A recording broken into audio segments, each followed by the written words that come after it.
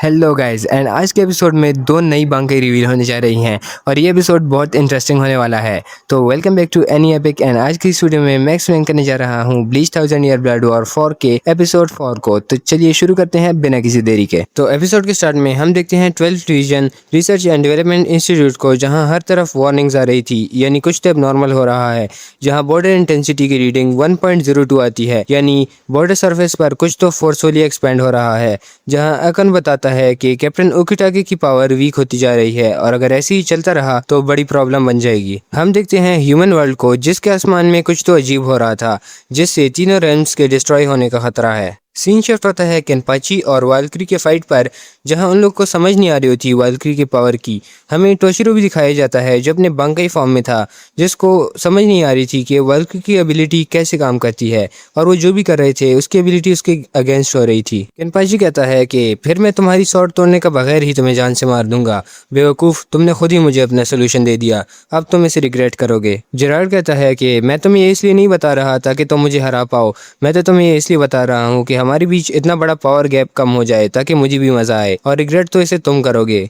इन दोनों को सुनते हुए टोशिरो सोचता है कि ये दोनों एक जैसे ही हैं। जिसके बाद वाल्क्री इस पर अटैक करता है और केनपाची भी अटैक के लिए आगे बढ़ता है और वाल्क्री के शॉट को डॉज करता है। जहां एक दूसरे की तारीफ हो रही थी, वाल्क्री इसकी तारीफ कर रहा था और केनपाची वाल्क्री की तारीफ कर रहा था। तभी फाइट में टोशिरो की एंट्री होती है। वाल्क्री कहता है कि तुम मेरे ओपोनेंट नहीं हो, निकलो यहाँ से। वो उसे अपने हाथ में पकड़कर क्रश करने ही वाला था, लेकिन तभी केनपाची आता है और उसे नीचे की तरफ फेंक देता है। टोशिरो को इस पर काफी गुस्सा आता है, लेकिन केनपाची कहता है कि इससे दूर रहो, ये मेरी फाइट है। ब्याक्यूया आता है और कहता है कि छोड़ो इसे, तुम इसे कन्विंस नहीं कर सकते। टोशिरो को पता है कि केनपाची कितना कैपेबल है, लेकिन वाल्क्री बहुत ज्यादा स्ट्रांग है और वो उसे अकेले नहीं हरा सकता। प्रूफ के लिए देखो, ज़राकी ने अपनी आई पैच भी हटा दी है। इससे पता चलता है कि वो कितना ज्यादा फोकस्ड है इस फाइट के लिए। दूसरी तरफ ब्याक्यूया देखता है कि टोशिरो के बांकाई फॉर्म के आइस क्रिस्टल फ्लावर्स एक एक करके टूटते जा रहे थे, यानी टोशिरो एग्जॉस्ट हो रहा है, मतलब इनके पास ज्यादा टाइम नहीं है। टोशिरो कहता है कि ब्याक्यूया, मैं ओपनिंग ढूंढते ही इस जायंट को फ्रीज कर दूंगा, जिसके बाद तुम अपनी सनबर्न ज़ाकुरा यूज करके इसे डिस्ट्रॉय कर देना। लेकिन इसको फ्रीज करने के लिए मुझे अपनी मैक्सिमम पावर यूज करनी पड़ेगी, जिसमें थोड़ा टाइम लगेगा, तो मुझे तुम्हारी मदद की जरूरत चाहिए होगी। ब्याक्यूया समझ जाता है, लेकिन दूसरी तरफ हम देखते हैं कि केनपाची की हालत बहुत ज्यादा खराब हो रही थी। वाल्क्री इसे पीटता ही जा रहा था। वाल्क्री कहता है कि मेरी तलवार को तोड़े बगैर मेरे से फाइट करना बिल्कुल बेकार है। जहां वाल्क्री केनपाची की स्पिरिट की तारीफ भी करता है, लेकिन वो कहता है कि तुम्हारी स्पिरिट हम दोनों के बीच पावर गैप को फिल नहीं कर पाएगी। फिर अचानक से ब्याक्यूया भी अटैक करने के लिए आता है और टोशिरो भी यहाँ था, लेकिन वाल्क्री उन दोनों पर अटैक कर देता है। वाल्क्री कहता है कि तुम लोग मुझे ऐसे ही चुपके से मारना चाहते हो, मैं सब कुछ देख सकता हूँ। मैं सबसे स्ट्रॉन्गेस्ट, फास्टेस्ट और ग्रेटेस्ट क्विंसी हूँ। मैं सबसे पावरफुल वॉरियर हूँ। हम देखते हैं कि केनपाची बहुत ही ज्यादा बुरी कंडीशन में था। जहाँ हम देखते हैं याचिरो को, जो कि केनपाची को उठाने की कोशिश कर रही थी। केनपाची से पूछता है कि याचिरो तुम कहाँ थी।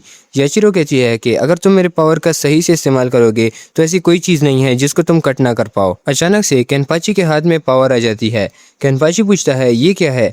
याचिरो कहती है कि इस पावर का नाम है बांकाई। एंड फाइनली केनपाची ज़राकी अपनी बांकाई रिलीज कर देता है। हम देखते हैं कि अचानक से बहुत ज़्यादा स्पिरिचुअल प्रेशर रिलीज हो जाता है, जो कि ज़राकी की बॉडी से निकल रहा था, और सब लोग दूर दूर से ये फील कर पाते हैं कि ये ज़राकी का है। हम देखते हैं कि ज़राकी ट्रांसफॉर्म हो गया था और हमें दिखाया जाता है उसका रेड डिमोनिक फॉर्म, जिसको ब्याक्यूया और टोशिरो भी नोटिस करते हैं। वाल्क्री से नोटिस करता है कि तुम्हारा स्पिरिचुअल प्रेशर इतना इंक्रीज हो गया है, क्या ये तुम्हारी बांकाई है? लेकिन ये कुछ खास नहीं लग रही, तुमने मुझे डिसअपॉइंट कर दिया। वो कहता है कि तुमने मुझे बोर कर दिया है, तो मैं तुम्हें अपने हाथों से ही कुचल दूंगा। केनपाची उसके पंच को अपने मुंह से पकड़ता है और रोकता है और इतने जोर से खींचता है कि उसका हाथ उसकी बॉडी से अलग हो जाता है और वाल्क्री की हालत खराब कर देता है। वाल्क्री कहता है कि तुम्हें पता है ना कि इससे मेरा कुछ नहीं होगा, और हम देखते हैं कि उसका हाथ फिर से रीजनरेट हो जाता है और अगली ही पल केनपाची पर अटैक करता है। लेकिन केनपाची रेडी होता है और उसके सर और शील्ड को दरमियान में काट देता है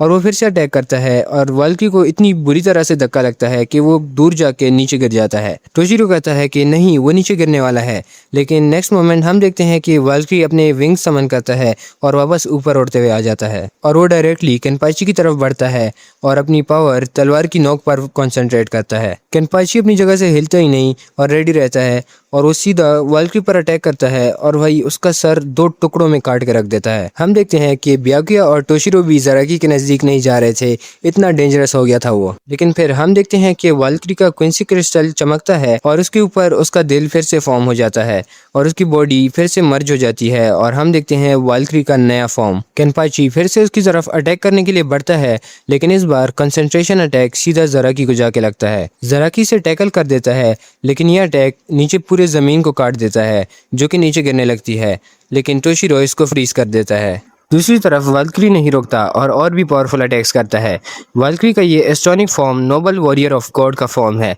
वाल्क्री ज़राकी पर अपने स्वॉर्ड से अटैक करता है, लेकिन ज़राकी उसको टैकल करता है और उस पर अटैक करने की कोशिश करता है, लेकिन इस बार वो इसकी बॉडी को कट नहीं कर पाता और जब वो दूसरी बार अटैक करता है तो इस बार उसका हाथ ही कट जाता है। याचिरो कहती है कि सॉरी, मैंने कुछ ज़्यादा ही पावर रिलीज कर दी कि तुम्हारी बॉडी इसको हैंडल ही नहीं कर पाई। हम देखते हैं कि ज़राकी गिर रहा होता है और अगले पल ही वाल्क्री उसे अपने स्वॉर्ड से मारता है और वो देखता है कि टोशिरो भी अभी तक जिंदा है, तो उसे भी अपने स्वॉर्ड से मारता है, लेकिन ब्याकुया उसको बचा लेता है और उसे कहता है कि अपनी बांकी डिसेबल कर दो, तुम बहुत एग्जॉस्ट हो चुके हो। टोशिरो कहता है कि अभी नहीं, मैंने ऐसे कभी नहीं कहा था कि सारे आइस पेटल्स टूटने के बाद मेरी बांकी खत्म हो जाती है। जब ऐसा होता है तभी डाइगुरेन हुरीमारू कंप्लीट हो जाता है और नेक्स्ट मोमेंट हम देखते हैं कि टोशिरो ट्रांसफॉर्म हो जाता है एडल्ट फॉर्म में, जो कि इसके बांकी का कंप्लीटेड फॉर्म है। टोशिरो को बताता है कि मेरी पावर अब भी इमेच्योर है, तो जब भी डाइगुरेन हुरीमारू कंप्लीट होता है तो मैं थोड़ा सा बड़ा हो जाता हूँ। वाल्क्री कहता है कि तुमने तो अपनी बांकी पहले ही रिलीज कर दी थी ना, तो तुमने इसका फॉर्म और भी चेंज कर दिया, फर्क नहीं पड़ता वैसे भी। वाल्क्री उस पर अटैक स्टार्ट करता है और इस दौरान वो उसे कहता है कि अब तुम्हारी पावर मेरे साथ बैटल करने के काबिल हो चुकी हैं, लेकिन तुम ट्रांसफॉर्म होने के बाद भी भाग रहे हो। वाल्क्री उसकी तरफ अपना शील्ड फेंकता है, लेकिन टोशिरो इंस्टेंटली उसे फ्रीज कर देता है। वाल्क्री अब अपने स्वॉर्ड से उस पर अटैक करता है, लेकिन टोशिरो उसे भी फ्रीज कर देता है। वाल्क्री कहता है कि तुमने मेरी स्वॉर्ड को भी फ्रीज कर दिया, क्या तुम्हें पता नहीं कैसे तुम्हें भी डैमेज होगा। टोशिरो कहता है कि मैंने इसे फ्रीज कर दिया है, तो अब इसके सारे फंक्शंस काम करना छोड़ गए हैं। वाल्क्री कहता है तो मैं तुम्हें किसी और तरीके से अटैक कर दूंगा, और वो अपनी क्विंसी बो निकालता है।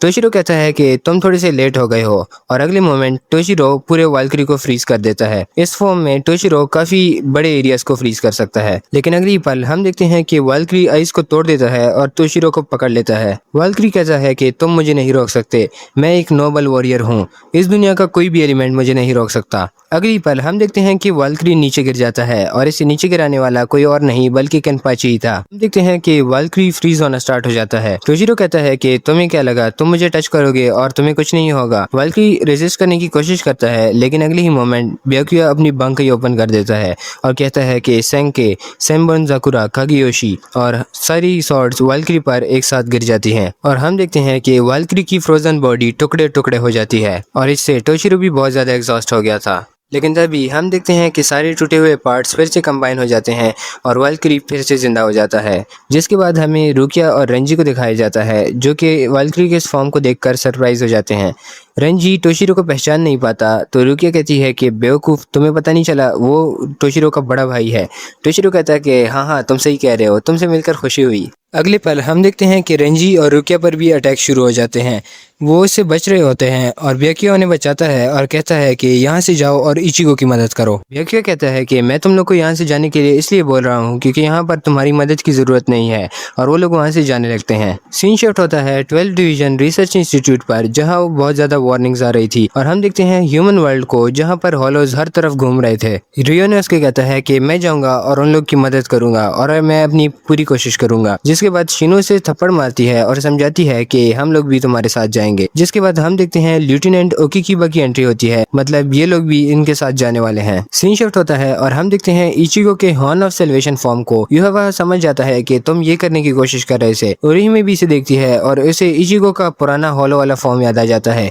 इचिगो उसे बताता है कि मैं बिल्कुल ठीक हूँ और मैं ही हूँ। युहावा कहता है कि तुम हॉलो की तरह देख रहे हो, क्या तुम्हारी और हॉलो की पावर्स एक हो चुकी हैं? इचिगो कहता है कि हाँ, हॉलो की पावर्स मेरे साथ मर्ज हो चुकी हैं और मैं अब इसे अपने विल के जरिए कंट्रोल कर सकता हूँ। इचिगो अब ओरिहिमे को पीछे हटने को बोलता है क्योंकि फाइट अब खतरनाक होने जा रही है। इचिगो अब अपनी पावर रिलीज करता है। युहावा कहता है कि वाह क्या इनक्रेडिबल पावर है, अब मैं भी अपनी स्वॉर्ड निकालूंगा तुमसे फाइट करने के लिए। इचिगो अब युहावा पर पावरफुल अटैक करता है, लेकिन युहावा उसे रोक देता है और वो कहता है कि तुम्हें लगता है कि तुम इससे मुझे हरा पाओगे, और वो इचिगो को पीछे फेंक देता है। युहावा कहता है कि क्या ये गेत्सुगा टेंशो है, लेकिन फिर वो कहता है कि नहीं, ये तो गेत्सुगा टेंशो और ग्रैंड रे सेरो का फ्यूज्ड अटैक है। और इचिगो युहावा पर अटैक करता है, जिससे युहावा का एक हाफ पूरी तरह से डिस्ट्रॉय हो जाता है और ये एपिसोड यहीं खत्म हो जाता है। तो गाइस कमेंट करके बताएं कि आपका इस एपिसोड में फेवरेट पार्ट कौन सा था, और अगर वीडियो अच्छी लगी हो तो लाइक और सब्सक्राइब करना मत भूलना। मैं आपसे मिलता हूँ नेक्स्ट वीडियो में, तब तक के लिए गुड बाय।